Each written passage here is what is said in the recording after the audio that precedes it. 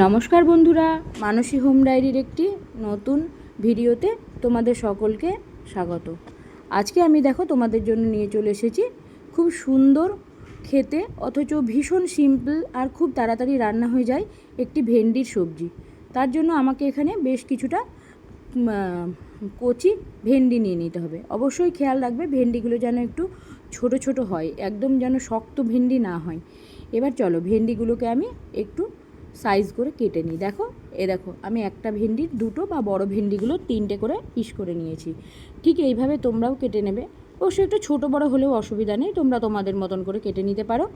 এবার দেখো আমি একটা কড়াইয়ে অল্প একটু তেল দিয়ে দিয়েছি। খুব বেশি তেল এই রান্নাটাই লাগে না, আর আমি দিও নি।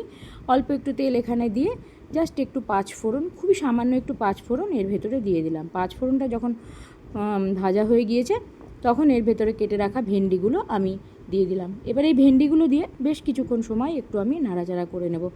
নাড়াচাড়া করার পর 2 থেকে 3 মিনিট তারপর কিছুটা পেঁয়াজ আমি কুচি করে রেখেছিলাম, সেই পেঁয়াজ কুচিটা একটা মতন পেঁয়াজ আমি কুচি করে রেখেছিলাম, সেই পেঁয়াজ কুচিটা দিয়ে দিলাম। পেঁয়াজ কুচিটা একটু লাল লাল হয়ে যাবার পর এখানে একটা টমেটো খুবই ছোট ছোট করে কেটে নিয়েছি, বেশ ছোট ছোট করে কেটে নিয়েছি, তাহলে টমেটোটা গলে যাবে সেজন্য ছোট ছোট করে কেটে নিয়ে এবার এর ভেতরে দিয়ে দিলাম। এবার এটাকে একটু ঢাকা দিয়ে দেবো, তাতে আমার পেঁয়াজটাও নরম হবে আর টমেটোটাও নরম হয়ে যাবে, আর তার সঙ্গে ভেন্ডিটাও ভালো করে সেদ্ধ হয়ে যাবে। এভাবে আমি একটু রেখে দেবো।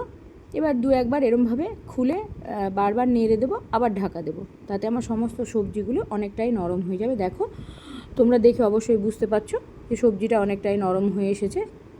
এবার দেখো তোমাদের ফাইনাল দেখাচ্ছি। দেখেছো কত সুন্দর টমেটো, সবজিগুলো, পেঁয়াজ সব নরম হয়ে গিয়েছে।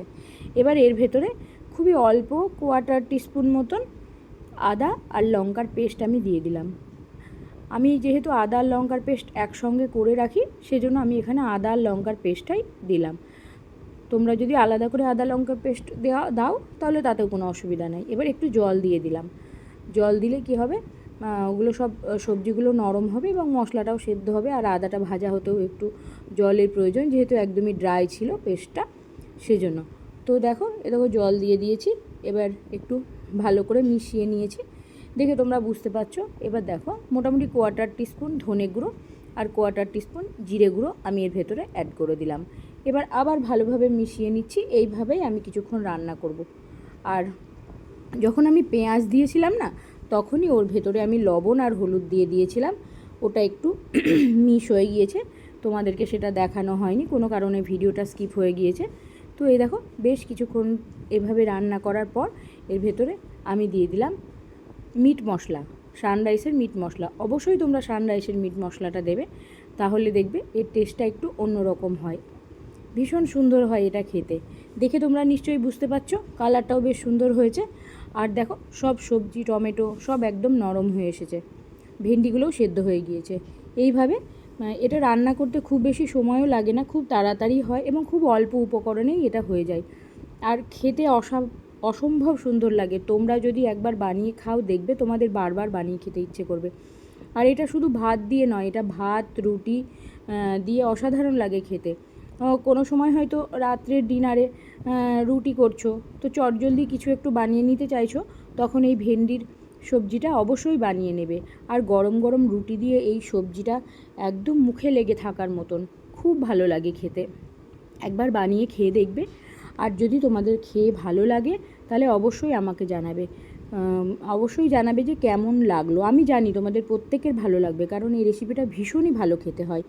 তো যারা আমার নতুন বন্ধুরা আছো তাদেরকে বলবো প্লিজ প্লিজ আমার ভিডিওটি যদি তোমাদের ভালো লাগে একটু লাইক করে দিও, আর চ্যানেলটা একটু সাবস্ক্রাইব করে দিও, আমার পাশে থেকো, আর বেল আইকনটা অবশ্যই প্রেস করে দিও, তাতে আমার সমস্ত নতুন ভিডিও নোটিফিকেশান তোমাদের কাছে পৌঁছে যাবে। আর পুরনো বন্ধুদের অনেক অনেক ধন্যবাদ আমার চ্যানেলটা লাইক এবং সাবস্ক্রাইব করে দেওয়ার জন্য।